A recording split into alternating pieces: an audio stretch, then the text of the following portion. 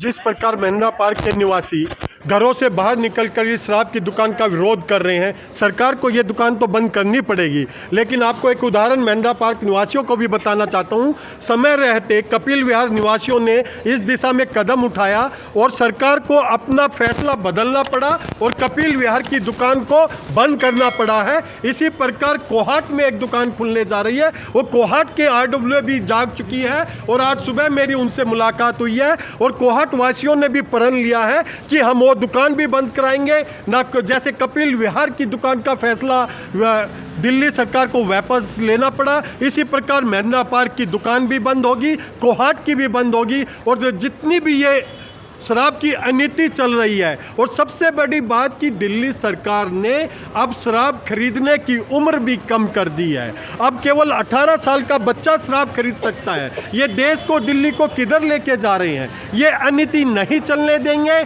शराब की पहले सरकारी दुकान होती थी, उसका एक निश्चित समय खुलने का और बंद करने का था, अब कोई निश्चित समय नहीं है। और ट्रेनिंग स्कूल शराब कैसे पी जाती है, दिल्ली सरकार ऐसे स्कूल खोलने जा रही है। हम इन स्कूलों का भी विरोध करेंगे और इन दुकानों का भी विरोध करेंगे और कोहाट वार्ड में और त्रिनगर में कहीं भी दुकान रिहायशी इलाके में नहीं खोलने देंगे। अगर आप शाम को आएंगे तो छोटी छोटी पान की दुकानें और नमकीन और गिलास और पेप्सी बेचने वाले मिलेंगे और रास्ते में माताओं का, बहनों का निकलना दूभर हो जाता है। कॉलोनी का माहौल सामाजिक रूप से द्वेषपूर्ण बन गया है। पड़ोसी से आज बात नहीं कर सकता, क्योंकि शाम को 6 बजे होते ही, अंधेरा होते ही यहाँ शराबियों का जमघट लगता है और ऐसा लगता है कि ये कोई बहुत अच्छी रिहायशी कॉलोनी ना होकर कुछ और संकेत देती है। जो इस कॉलोनी के माथे पर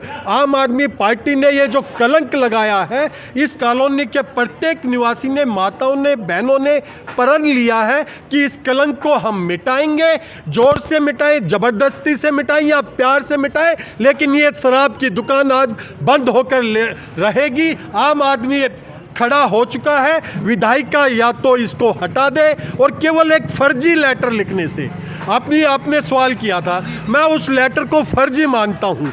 ये कुनीति, ये शराब की अनीति किसने बनाई? आम आदमी पार्टी सरकार ने बनाई, कुनीति बनाकर। और बाद में आप एक